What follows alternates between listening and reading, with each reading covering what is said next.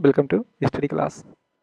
हम लोग world geography या विश्व भूगोल का अध्ययन कर रहे हैं और विश्व भूगोल के अंतर्गत पिछली क्लास में हमने ऑरिजिन ऑफ द अर्थ के बारे में चर्चा की। ऑरिजिन ऑफ द अर्थ के बारे में या पृथ्वी की उत्पत्ति से संबंधित जो प्रमुख सिद्धांत हैं उनके बारे में चर्चा की। आज की जो क्लास संबंधित है वह है मोशन ऑफ द अर्थ, पृथ्वी की गतियाँ। पृथ्वी की गतियों की बात की जाए तो दो प्रकार की गतियां हैं पृथ्वी में। एक है रोटेशन गति और दूसरा है रिवोल्यूशन गति। रोटेशन का अर्थ हुआ घूर्णन या जिसे कहा जाता है परिभ्रमण या इसे दैनिक गति कहा जाता है, जबकि रिवोल्यूशन का अर्थ है परिक्रमण या वार्षिक गति। तो पृथ्वी अपने अक्ष पर रोटेट करती है। यहाँ पर क्या है 23.5 अंश या अक्ष क्या है एक्सिस झुका हुआ है और इसी अक्ष पर लट्टू की भांति क्या कर रही है रोटेट कर रही है पश्चिम से पूरब की तरफ, इस प्रकार रोटेट कर रही है। तो इसे कहा जाता है रोटेशन गति कहा जाता है या इसे कहा जाता है घूर्णन गति कहा जाता है। तो पृथ्वी अपने एक्सिस पर घूर्णन करने के साथ साथ क्या कर रही है या सूर्य की परिक्रमा भी कर रही है, दीर्घ वृत्ताकार में सूर्य की परिक्रमा कर रही है। तो इसे कहा जाता है सूर्य की परिक्रमा जो पृथ्वी कर रही है इसे कहा जाता है रिवोल्यूशन या इसे कहा जाता है परिभ्रमण या इसे वार्षिक गति कहा जाता है, इसे वार्षिक गति कहा जाता है। तो कुल मिलाकर पृथ्वी की दो प्रकार की गतियां हैं, एक है रोटेशन गति और दूसरा है रिवोल्यूशन गति है।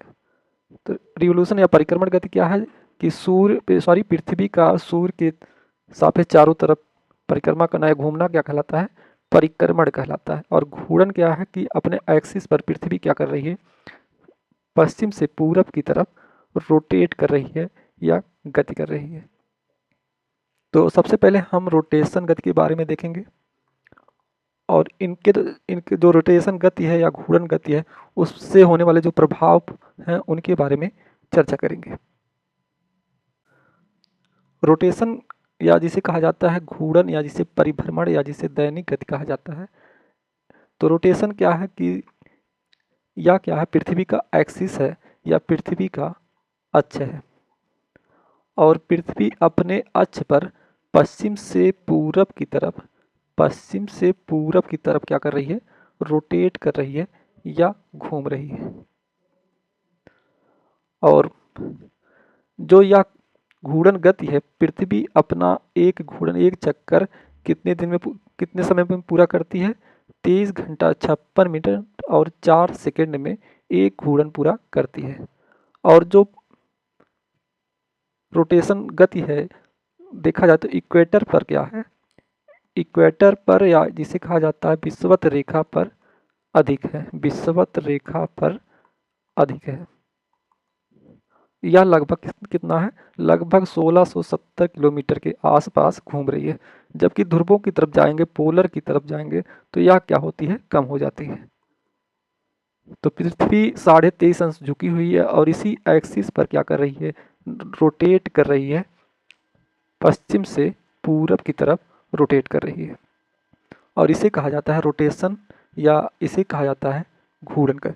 तो पृथ्वी का अपने अक्ष के सापेक्ष पश्चिम से पूरब दिशा की ओर लट्टू की भांति घूमना ही पृथ्वी का घूर्णन कहलाता है। इसे परिभ्रमण गति भी कहते हैं। रोटेशनल गति के कारण होने वाले प्रभाव क्या हैं, इसमें है दिन और रात का बनना। इसी से क्या होता है कोरियालिस बल जिसे जीरो फोर्स कहा जाता है जिसे आभासी फोर्स कहा जाता है। कोरियालिस बल की उत्पत्ति होती है, इसी से ज्वार भाटा क्रिया होती है और इसी से पृथ्वी का आकार यानी इक्वेटोरियल बल्ज का निर्माण होता है। इसको हम समझते हैं। पहला है पृथ्वी क्या कर रही अपने अक्ष पर रोटेट कर रही है या घूम रही है। और यदि मान लिया जाए यहाँ पर क्या है सन है और सन से क्या हो रहा है रेडिएशन बाहर की तरफ आ रहा है, प्रकाश बाहर की तरफ आ रहा है, लाइट निकल रही है। अब जो सन के फ्रंट वाला जो पार्ट होगा पृथ्वी का, यहाँ पर क्या होगा, दिन होगा, यहाँ पर दिन होगा। और जो बैक वाला पार्ट है इस साइड में क्या होगा, रात होगी, यहाँ पर रात होगी। तो घूर्णन गति या रोटेशनल गति के कारण क्या निर्धारित होता है, पहला दिन और रात निर्धारित होते हैं। और दिन और रात को जो वृत्त या जो सर्किल डिवाइड कर रही है उसे कहा जाता है इल्यूमिनेशन, या इसे प्रदीप्ति वृत्त कहा जाता है, इसे प्रदीप्त वृत्त कहा जाता है। तो पहला है कि इससे दिन और रात की होती है, और जो सन के फ्रंट वाला पार्ट है यहाँ पर दिन होगा, और पीछे वाला जो पार्ट होगा यहाँ पर क्या होगा, रात होगा। और पृथ्वी अपना चक्कर कितने लगभग लगाती है, 24 घंटे में एक चक्कर लगाती है। दूसरा है कि इस घूर्णन गति के कारण कोरियालिस बल की उत्पत्ति होती है।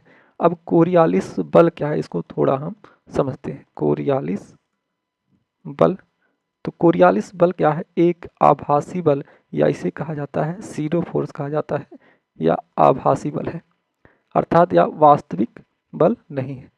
अब इससे घूर्णन के कारण, रोटेशनल गति के कारण यह कैसे उत्पन्न होता है, इसको हम समझते हैं। यदि मान लिया जाए एक व्यक्ति यहाँ पर खड़ा है, या नॉर्थ पोल पर एक व्यक्ति खड़ा है, और उसके हाथ में क्या है, एक बॉल है, और वह बॉल क्या करता है कि इक्वेटर की तरफ फेंकता है, इक्वेटर की तरफ उस बॉल को फेंकेगा। अब जब यह व्यक्ति जो नॉर्थ पोल पर खड़ा हुआ है, इक्वेटर की तरफ एक बॉल फेंकता है, और यह क्षेत्र कौन सा है, अफ्रीका है, अफ्रीका है।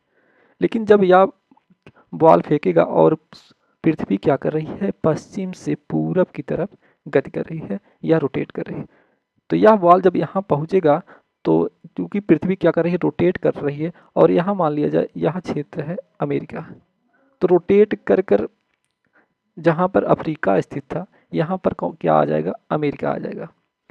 तो जो पोलर पे या नॉर्थ पोल पर खड़ा जो व्यक्ति है उसको क्या आभास होगा कि हमने जो बॉल अफ्रीका की तरफ फेंकी वो कहाँ चली गई, अमेरिका चली गई, यहाँ पर अमेरिका चली गई। लेकिन वास्तव में क्या, रियल क्या है कि अमेरिका घूर्णन करके, जो पृथ्वी घूर्णन कर रही है, यहाँ पर आ गया था। तो लेकिन यहाँ इसको आभास होता है कि हमने जो बॉल फेंकी वह अफ्रीका ना जाकर कहाँ चली गई, अमेरिका चली गई। और ऐसा क्यों हो रहा है कि घूर्णन के कारण या रोटेशनल गति के कारण उत्पन्न हो रहा है। तो अब इसको देखा गया कि इसे महसूस होगा या आभास होगा जो बॉल हमने अफ्रीका में फेंकी वह दाहिनी तरफ मुड़ गई, अमेरिका की तरफ मुड़ गई। तो इसी प्रकार जो हवाएं चलती हैं नॉर्थ पोल में, तो इस तरफ अपने दाहिनी तरफ मुड़ती हुई दिखाई देंगी, आभास होंगी। तो इसे कहा जाता है, तो उत्तरी गोलार्ध में दाहिने तरफ मुड़ जाती हैं, तो यहाँ और दाहिने तरफ मुड़ जाती हैं हवाएं, तो इसे कहा जाता है कोरियालिस बल। और कोरियालिस बल उत्पन्न क्यों हो रहा है, पृथ्वी के घूर्णन के कारण, पृथ्वी के घूर्णन के कारण उत्पन्न हो रहा। साउथ पोल में कोई व्यक्ति खड़ा है, अफ्रीका की तरफ बॉल उछालता है, लेकिन वह कहाँ चली जाए, उसको आभास होगा अमेरिका की तरफ। तो नॉर्थ जो साउथ पोल पर खड़ा व्यक्ति उसको आभास होगा कि बॉल किस तरफ मुड़ गई है, उसके बाईं तरफ मुड़ गई है। तो जो हवाएं चलती हैं, जैसे ट्रेड विंड की बात की जाए, तो ट्रेड विंड क्या महसूस होता है कि यह उत्तरी गोलार्ध में अपने दाहिने तरफ मुड़ जाती है, और दक्षिणी गोलार्ध में या अपने बाएं तरफ मुड़ जाती है। तो इसी को कोरियालिस बल कहा जाता है, या इसे कहा जाता है आभासी बल कहा जाता है, इसे आभासी बल या सीडो फोर्स कहा जाता है। तो यह उत्पन्न किसके कारण हो रहा है, घूर्णन के कारण। तो हमने देखा दिन रात का बनना, कोरियालिस बल, और इसी से घूर्णन के कारण ज्वार भाटा का आना होता है। जब हम ज्वार भाटा कवर करेंगे तो इसमें इसका अध्ययन करेंगे। और इससे क्या होता है कि पृथ्वी का आकार निर्धारित होता है, पृथ्वी का आकार, इसको भी थोड़ा समझते हैं। पृथ्वी क्या अपने एक्सिस पर क्या कर रही है, रोटेट कर रही है या घूम रही है। और यह जो रोटेशनल गति है वेस्ट से या ईस्ट की तरफ है, ईस्ट की तरफ है। और तो यह क्या कर रही है, रोटेट कर रही है। और जो रोटेशनल गति है इक्वेटर या विषुवत रेखा पर क्या होता है, अधिक होता है। इक्वेटर पर या विषुवत रेखा पर अधिक होता है रोटेशनल गति। और रोटेशनल गति अधिक होने के कारण, इक्वेटर पर अधिक होने के कारण जो इक्वेटर है उभरा हुआ दिखाई देता है या इक्वेटोरियल बल्ज बनता है। इक्वेटोरियल बल्ज का निर्माण होता है, यानी उभरा हुआ दिखाई देता है अधिक गति होने के कारण, यानी सेंट्रीफ्यूगल या जिसे कहा जाता है अपकेंद्री बल के कारण। जबकि पोलर पर रोटेशनल गति कम होती है, स्पीड कम होती है, तो जो ध्रुव है यह क्या दिखाई देता है, चपटा दिखाई देता है और इसे कहा जाता है भू आप कहा जाता है। तो रोटेशनल गति के कारण पृथ्वी की आकृति क्या होती है, निर्धारित होती है। इक्वेटर पर अधिक स्पीड होगी तो बल्ज बनता है या उभार दिखाई देता है, और जबकि यहाँ पर चपटी दिखाई देती है पृथ्वी नॉर्थ पोल और साउथ पोल में। तो हमने, और इसी के द्वारा क्या होता है, घूर्णन की गति के द्वारा किसी क्षेत्र का या किसी देश का टाइम जोन निर्धारित किया जाता है, टाइम निर्धारित किया जाता है। तो हमने रोटेशनल गति के बारे में पढ़ा पृथ्वी के, और उससे होने वाले जो प्रभाव हैं उनके बारे में चर्चा की। अगली जो गति है पृथ्वी की वह है परिक्रमण गति, या इसे कहा जाता है रिवोल्यूशन, या इसे कहा जाता है वार्षिक गति कहा जाता है, वार्षिक गति कहा जाता है। परिक्रमण गति क्या है कि पृथ्वी का सूर्य के चारों तरफ दीर्घ वृत्ताकार में घूमना या गति करना क्या कहलाता है, परिक्रमण कहलाता है या रिवोल्यूशन कहलाता है। और यह जो गति है लगभग 1,07,000 किमी प्रति घंटा की रफ्तार से पृथ्वी क्या है, सूर्य का दीर्घ वृत्ताकार में चक्कर लगा रही है। और जो यह पृथ्वी चक्कर लगा रही है सन का, एक चक्कर पूरा करने में कितना दिन लगता है, 365 दिन लगता है, और लगभग 6 घंटे लगते हैं। और जो यह 6 घंटा है आगे चलकर 4 वर्ष तक जोड़ा जाता है, यानी 6 गुणे 4 करके एक क्या होगा, 24 हो जाएगा, यानी 24 घंटा, 24 घंटे में क्या होता है, एक दिन होता है। और यही लीप वर्ष जब फरवरी 29 वर्ष, इसी लीप वर्ष में क्या कर दिया जाता है, जोड़ दिया जाता है, इसी लीप वर्ष में जोड़ दिया जाता है। तो हर 4 साल बाद क्या होता है, लीप वर्ष होता है। अब परिक्रमण या जिसे वार्षिक गति कहा जाता है, वार्षिक गति से होने वाले प्रभाव कौन कौन से हैं, जिसमें पहला है दिन रात का छोटा और बड़ा होना। तो इससे क्या होता है, निर्धारित होता है, दिन रात का जो छोटा और बड़ा होना इससे निर्धारित होता है। इसको थोड़ा समझते हैं। यहाँ पर स्थित है अर्थ, और यह अर्थ का क्या है, इक्वेटर है, इक्वेटर है। और 23.5 अंश पर क्या है, जिसे कहा जाता है ट्रॉपिक ऑफ कैंसर, या इसे कहा जाता है कर्क रेखा कहा जाता है। और दक्षिण में जो 23.5 अंश अक्षांश रेखा है या लैटिट्यूड लाइन है उसे कहा जाता है tropic of Capricorn, tropic of Capricorn कहा जाता है। अब यहाँ पर सन है, क्योंकि पृथ्वी का जो 23.5 अंश झुकाव है, एक्सिस पर झुकी हुई है 23.5 अंश डिग्री, कभी क्या होता है कि सन लंबवत चमकता है, कहाँ पर, कर्क रेखा पर, या इसे कहा जाता है ट्रॉपिक ऑफ कैंसर पर चमकता है।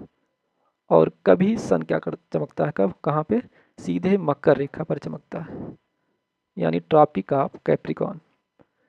और कभी 2 बार ऐसी स्थिति आती है साल में कि सन का जो रेडिएशन है, विकिरण है, सीधे कहाँ पर चमकती है, इक्वेटर पर चमकती है, इक्वेटर या विषुवत रेखा पर।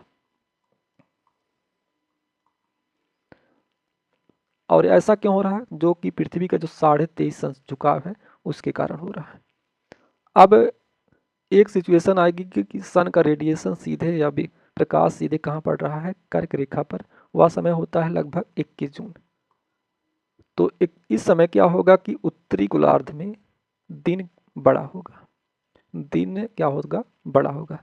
जबकि दक्षिणी गोलार्ध में उस समय 21 जून में क्या होगा कि दक्षिणी गोलार्ध में दिन छोटा होगा, जबकि रात क्या होगी, बड़ी होगी, रात बड़ी होगी। तो इससे क्या होता है कि दिन और रात का छोटा बड़ा होना इसके कारण होता है। कभी जब यह परिक्रमा करती है तो कभी मकर रेखा पर सीधे चमकेगा सन, कभी कर्क रेखा पर, और कभी विषुवत रेखा पर चमकता है सीधे।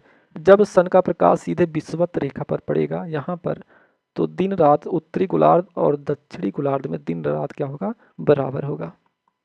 और कभी जब सन यहाँ आ जाए और सीधे मकर रेखा पर सूर्य का प्रकाश पड़ रहा है, तो दक्षिणी गोलार्ध में दिन बड़ा होगा और रात छोटी होगी, और उत्तरी गोलार्ध में रात बड़ी होगी और दिन छोटा होगा। तो इस प्रकार जो पृथ्वी का परिक्रमण है के साथ साथ पृथ्वी का जो 23.5 झुकाव है, इसके कारण दिन रात का छोटा और बड़ा होना, इसी के साथ ऋतु परिवर्तन होता है। और जब यह कर्क रेखा पर सीधे चमकता है सन, तो सन का जो प्रकाश है यहाँ पर क्या है, नॉर्थ पोल पर भी पड़ता है, जबकि सन का प्रकाश साउथ पोल पर नहीं जा पाता उस समय। तो साउथ पोल पर क्या होगा, 6 महीने रात होगी, और नॉर्थ पोल पर क्या होगा, 6 महीने का दिन होता है। तो इस प्रकार जो पृथ्वी की परिक्रमण गति है क्या निर्धारित कर रही है, दिन रात का छोटा और बड़ा होना। अगला है ऋतु परिवर्तन, इसको थोड़ा हम देखते हैं, ऋतु परिवर्तन क्या है। तो ऋतु परिवर्तन होने के पीछे कारण क्या है, पृथ्वी का परिक्रमण प्लस जो 23.5 अंश झुकाव है पृथ्वी का, इसके कारण ऋतु परिवर्तन होता है। अब हम 4 सिचुएशन को देखेंगे। एक सिचुएशन है जब वह है 21 दिसंबर। 21 दिसंबर को क्या होगा कि जो पृथ्वी का झुकाव है इस तरफ है, 23.5 अंश झुकाव इस तरफ है, और जो सामने वाला पार्ट है सन का, तो सन सीधे कहाँ चमकेगा, सीधे मकर रेखा पर चमकेगा। तो सन की जो किरणें हैं लंबवत कहाँ होंगी, मकर रेखा पर होंगी। तो मकर रेखा पर होने के कारण दक्षिणी गोलार्ध में क्या होगा, गर्म या समर, दक्षिणी गोलार्ध में समर होगा या गर्मी होगी, और उत्तरी गोलार्ध में क्या होगा, यहाँ पर विंटर सीजन होगा, विंटर सीजन होगा। यहाँ पर मकर रेखा पर सूर्य की किरणें सीधे मकर रेखा पर पड़ रही हैं, तो इस दक्षिणी गोलार्ध में समर होगा, जबकि उत्तरी गोलार्ध में विंटर सीजन होगा। और इसे कहा जाता है, उत्तरी गोलार्ध में कहा जाएगा विंटर सोलिस्टिक, या इसे कहा जाता है शीत अयनांत, शीत अयनांत कहा जाता है। और यह घटना कब होती है, 21 दिसंबर को होती है। अब दूसरे सिचुएशन पे आते हैं, क्योंकि पृथ्वी क्या कर रही है, सूर्य की परिक्रमा कर रही है। अब दिसंबर के बाद 21 मार्च का समय आएगा, और 21 मार्च पर जो सन की किरणें हैं कहाँ पड़ेंगी, सीधे सीधे कहाँ पड़ेंगी, सीधे पड़ेंगी इक्वेटर पर पड़ेंगी। तो यहाँ पर सन की जो लंबवत किरणें, सॉरी किरणें जो लंबवत कहाँ पड़ेंगी, इक्विना या इसे विषुवत रेखा पर या इक्वेटर पड़ेंगी। और इसे कहा जाता है, इस स्थिति को कहा जाता है इक्विनॉक्स कहा जाता है, या इसे कहा जाता है विषुव। अब क्या होगा कि एक तो दिन रात बराबर होगा उत्तरी गोलार्ध, और दक्षिणी गोलार्ध में दिन रात क्या होगा, बराबर होगा। और उत्तरी गोलार्ध में जो ऋतु होगी वह ऋतु होगी बसंत ऋतु, उत्तरी गोलार्ध में बसंत ऋतु होगी, और जबकि दक्षिणी गोलार्ध में क्या होगी, शरद ऋतु होगी, दक्षिणी गोलार्ध में शरद ऋतु होगी। तो और इस घटना को कहा जाता है इक्विनॉक्स कहा जाता है, या इसे कहा जाता है विषुव कहा जाता है। अगला जो सिचुएशन आता है 21 जून का, और 21 जून को क्या होगा कि जो 23.5 अंश झुकाव है यह सन के सामने है, और इस समय सन की जो किरणें हैं सीधे कहाँ पड़ेंगी, कर्क रेखा या ट्रॉपिक ऑफ कैंसर पर पड़ेंगी। और जब सन की किरणें उत्तरी गोलार्ध या कर्क रेखा पर सीधे लंबवत चमकेंगी, तो उत्तरी गोलार्ध में कौन सा ऋतु होगी, यहाँ पर होगी समर,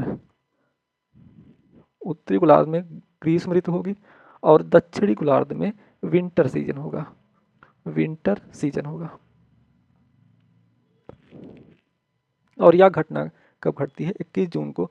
तो उत्तरी गोलार्ध में कहा जाएगा इसे समर सोलिस्टिक कहा जाएगा, या इसे कहा जाएगा ऋतु ग्रीष्म अयनांत कहा जाएगा, इसे ग्रीष्म अयनांत कहा जाएगा।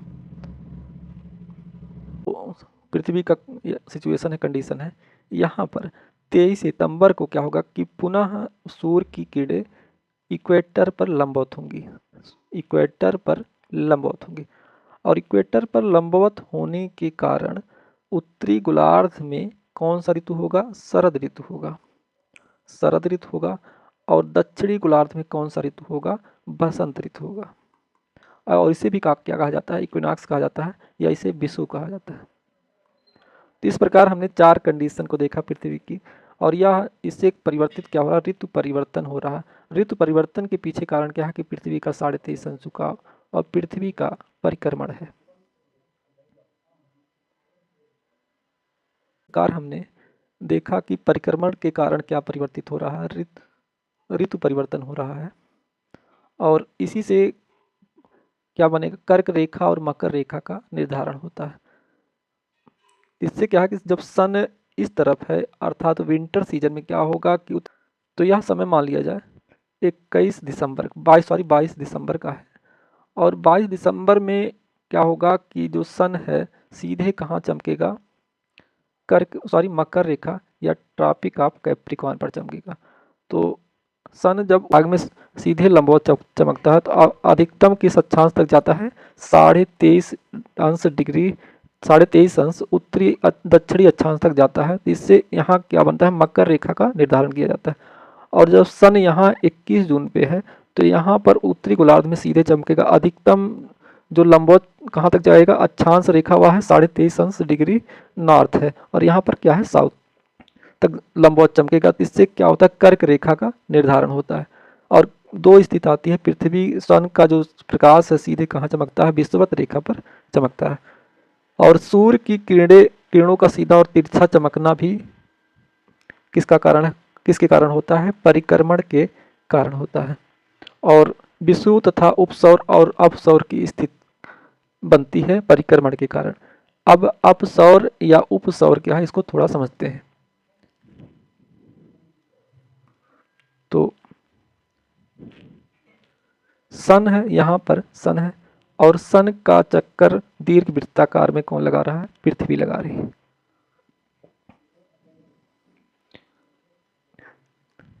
तो कभी क्या होता है कि जो पृथ्वी है सन से अधिकतम दूरी पर होती है, और कभी एक समय आता है कि पृथ्वी क्या है? सन के सबसे नज़दीक होती है। जब सबसे नज़दीक होती है उसे कहा जाता है उपसौर कहा जाता है, और जब सबसे अधिकतम दूरी पर होती है उसे कहा जाता है अपसौर, उसे अपसौर कहा जाता है। अपसौर क्या है? उपसौर क्या है? जब पृथ्वी सन के निकटतम सबसे निकटतम होती है उसे कहा जाता है उपसौर, या पेरीहिलियन कहा जाता है, पेरीहिलियन कहा जाता है। और जब सबसे अधिकतम दूरी पर होती है उसे कहा जाता है एफिलियन कहा जाता है, या इसे अपसौर कहा जाता है। और अपसौर की घटना कब होती है? 4 जुलाई को, 4 जुलाई को। और जबकि उपसौर की घटना कब होती है? 3 जनवरी को, 3 जनवरी को। इस समय जब अपसौर के समय सन से जो दूरी है अर्थ की लगभग कितना होती है? 152.6 मिलियन किलोमीटर दूर होती है। जबकि उपसौर के समय यह दूरी कितना हो जाती है? 147.5 मिलियन किलोमीटर हो जाती है। तो इस प्रकार हमने देखा कि उपसौर और अपसौर की स्थिति बनती है। और इसके अलावा हमने देखा कि ध्रुवों पर 6 माह का दिन और 6 माह का रात का होना किसका कारण है? परिक्रमण है। इसका कारण क्या है? परिक्रमण है। तो हमने पृथ्वी की गतियों के बारे में देखा। पृथ्वी की गतियों में 2 गति शामिल है, एक है रोटेशन गति और एक है रिवोल्यूशन गति, जिसे कहा जाता है वार्षिक गति कहा जाता है। तो इनके बारे में और उनके से होने वाले जो प्रभाव हैं उनके बारे में अध्ययन किया। नेक्स्ट क्लास में हम सोलर इक्लिप्स और लूनर इक्लिप्स के बारे में अध्ययन करेंगे या सूर्य ग्रहण और चंद्र ग्रहण के बारे में चर्चा करेंगे। तो आज की क्लास बस यहीं समाप्त करते हैं।